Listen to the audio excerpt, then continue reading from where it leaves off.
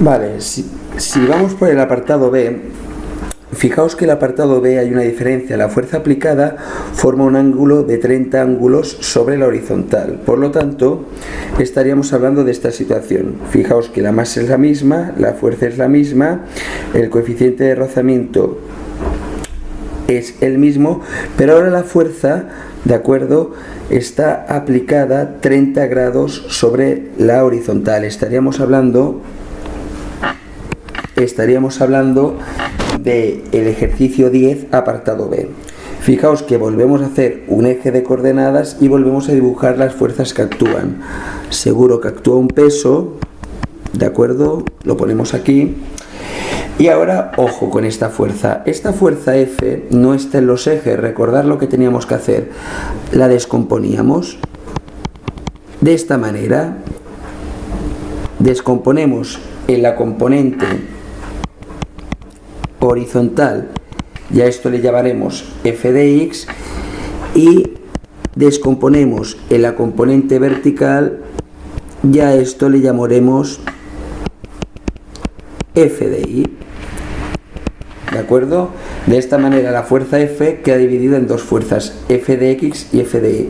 Recordar que por el hecho de que el cuerpo está apoyado en una superficie, pues tendremos una normal que la acabo de dibujar, esta fuerza normal, y como presuntamente este cuerpo, cuando yo aplique esta fuerza F, seguirá acelerando en este sentido, pues dibujaremos una fuerza de rozamiento. Esta fuerza de rozamiento, como siempre, es una fuerza de rozamiento contraria al movimiento.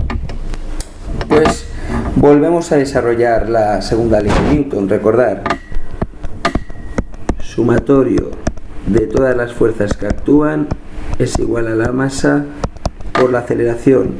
Si seguimos, sumatorio de todas las fuerzas, vamos a tener una f de x, vamos a tener una f de y, vamos a tener una normal, vamos a tener un peso, vamos a tener una fuerza de rozamiento, y todo esto es igual a la masa por la aceleración.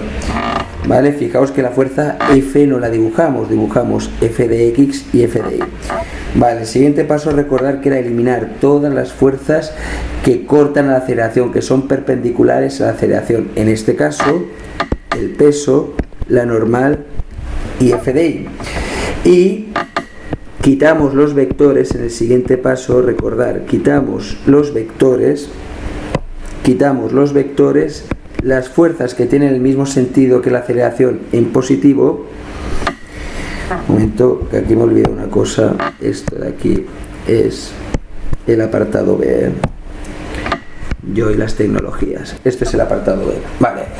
Lo dicho, las fuerzas que tienen el mismo sentido que la aceleración en positivo, estaríamos hablando de f de x, las fuerzas que tienen sentido contra la aceleración en negativo, estaríamos hablando de la fuerza de rozamiento. Todo esto es igual a la masa por la aceleración, y si despejamos la aceleración, obtendremos que la aceleración, ¿a qué va a ser igual? Pues a f de x menos la fuerza de rozamiento partido por la masa.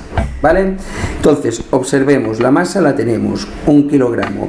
F de x no la tenemos, pero la puedo calcular. ¿Cómo calculábamos f de x? Recordemos. F de x va a ser igual a f por, ojo, por el coseno del ángulo. Dicho de otra manera, 2,5 por el coseno de 30.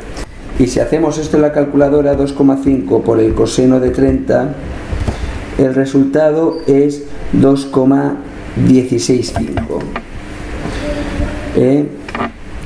2,165 newtons, ¿vale? Aquí tenemos f de x, ¿de acuerdo? Vale, ya como seguramente la necesitaremos, vamos a calcular f de y. f de i va a ser igual a f por el seno del ángulo, que va a ser igual a 2,5 por el seno de 30, que si esto lo hacéis en la calculadora, el resultado va a ser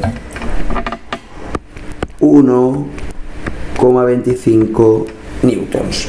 ¿De acuerdo? Vale. Bueno, tenemos f de x calculada, tenemos la masa, tenemos que calcular la fuerza de rozamiento. Volvemos a recordar, vamos a hacerlo por aquí abajo, que la fuerza de rozamiento es igual a mu por la normal. Por la normal.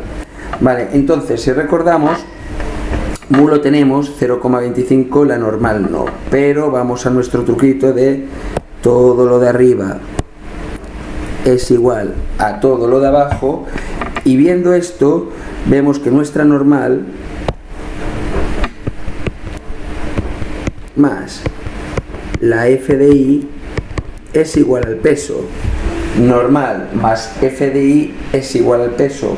Por lo tanto, si despejamos esto, tendremos que la normal es igual al peso menos f de i. Esta expresión, si la recordáis, ya nos quedaba cuando hacíamos el ejercicio 10 apartado B. Vale. Dicho de otra manera, f de i lo tenemos calculado 1,25 newtons, el peso no, pero lo calculamos en un momento. El peso va a ser igual a m por g, que es igual a 1 por 9,8, por lo tanto el peso es 9,8 newtons. Y de aquí podemos sacar la normal.